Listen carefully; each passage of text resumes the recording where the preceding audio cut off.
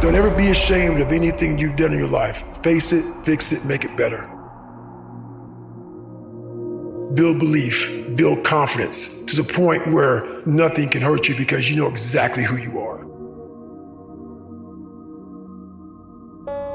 You've faced your demons in your mind. You were able to hear all your past traumas. You were able to listen to them. You're able to say, okay, now I can now talk to people about what I went through. I'm no longer embarrassed. I'm no longer ashamed. Being ashamed is one of the biggest things that people nowadays, in their minds, kill them from moving forward. I'm ashamed of myself. We are humans. But then again, if you always think that we're humans, you will always just be a human and always make the same mistakes. Go through the archives, dig it up, study it, and then use it for yourself. It's how you gained mastery. See, feeling confident is because that's what you feel after you've done it over and over and over again. But true confidence begins the moment you're willing to try. We are taken apart slowly, convinced to take an easier path, enticed by comfort. Most of us aren't defeated in one decisive battle. We are defeated one tiny, seemingly insignificant surrender at a time that chips away at who we should really be. It isn't that you wake up one day and decide, that's it, I'm going to be weak. No. It is a slow, incremental process. It chips away at our will. It chips away at our discipline. When you invest in something and you hustle and you work for something, you got a different type of attachment to it. You're gonna have a cold day in hell for somebody to try to take this from you. We live by this, we die by this. We don't surrender, we don't retreat. Once something's important to you, it never leaves your mind. If you always dreamt about being a singer-songwriter and you never did it, you will be haunted by that at the age of 70 because it's still right here, stored in the back of your mind. It's something that's meant for you, that's trying to call to you. You see, your dreams, you either pursue them or they fucking haunt you. You're suffering from self-doubt while others are intimidated by your full potential. If your past self could see where you're at today, think of how impressed they would be.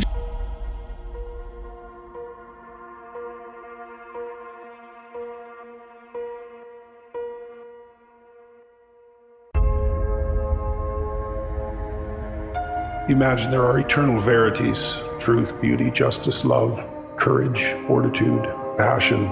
Think of all those things as virtues. So virtue is what all virtues have in common. That's the relationship of God to the good. God is the essence of the good. Well, you may think, how would that manifest itself in your life? Well, that might be pursuit of the good. That's the pursuit of the good that unites all proximal good. Well, what is that exactly? Well, it's something like belief that it would be for the best, that all things flourish to the degree that that's possible. We're not on this stage just because of talent or ability. We're up here because of 4 a.m. We're up here because of 2-a-days or 5-a-days. We're up here because we had a dream and let nothing stand in our way. If anything tried to bring us down, we used it to make us stronger. We were never satisfied, never finished, we'll never be retired. I'm moving forward with my life because I deserve a better life. There's a you inside of you that you haven't even met yet. There's a life waiting for you that you haven't even experienced yet because you're choosing to stay in a life that isn't meant for you no more. You have left your greatness, you have left your peace, you have left that fulfilled you that you know who you are. You have left that person on the shelf for far too long. And you accepted something that's past its expiration date. But you gotta make the decision right now. You gotta make the choice to say, no more. I refuse to settle for less anymore.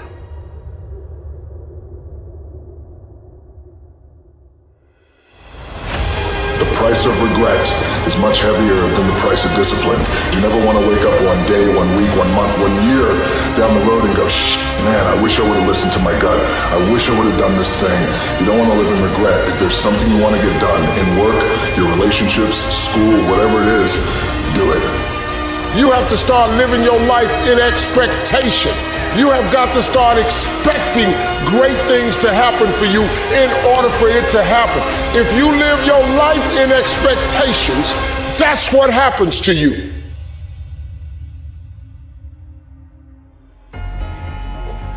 You began with a dream, a vision of what you could be.